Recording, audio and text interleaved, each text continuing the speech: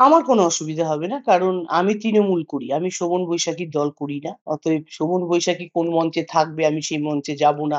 এরকম কোনো ব্যাপার নেই। তৃণমূল যদি এরকম কোনো অ্যা সিদ্ধান্ত নেয় যে তৃণমূল অ্যা যে মঞ্চে আমায় ডেকেছে সেই মঞ্চে শোভন বৈশাখীকেও ডেকেছে, আমি যাব।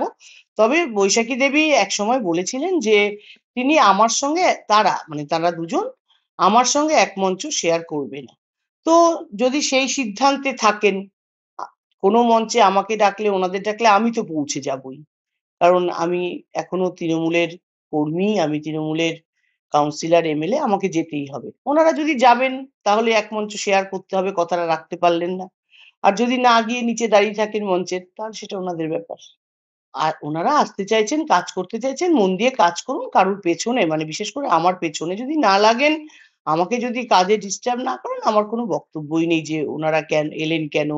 কেন ওনারা কাজ করবেন? অবশ্যই কাজ করতে চাইছেন, কাজ করবেন।